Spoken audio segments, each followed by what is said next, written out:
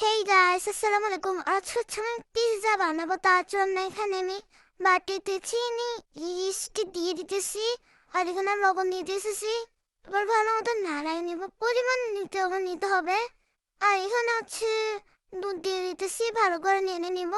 আর এটা কিছুক্ষণের জন্য রেখে দিলাম আমি। আর তোমরা দেখতে পাচ্ছ এখানে আমি আটা দিচ্ছি, ভালো করে নেড়ে নিতে হবে কিন্তু এগুলোকে, না নাহলে এগুলো আটাগুলো বেঁচে থাকবে। আর এখানে আছে ভালো করে নেড়ে নিতেছি। আর ততক্ষণে তোমরা আমার চ্যানেলটাকে সাবস্ক্রাইব করে দিও।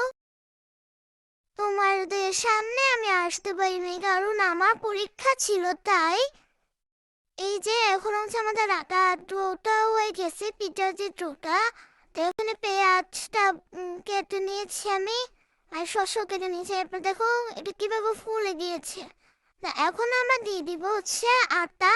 এরপর এখানে তেল দিয়ে দিতেছি আর একটু। তো তেল দেওয়ার পর এখানে বের দিলাম। এরপর এই ভিডিওটা আমি করি নাই তোমাদের সামনে, ভিডিও করতে মনে ছিল না। এখানে আমি চিজ আর বাটার দিয়ে দিয়েছি। সো তোমরা তো দেখতেই পাচ্ছ, আর চিকেনও দিয়ে দিচ্ছি। এখন কিন্তু আমাদের হয়ে গেল। এবার এইটা খেতে যে এত মজা হয়েছে, আর তোমরা কিন্তু এভাবে রান্না করেও খেতে পারো, অনেক মজা লাগবে তোমাদের কাছে। অন্য কোনো ভিডিওতে আবার দেখা হবে।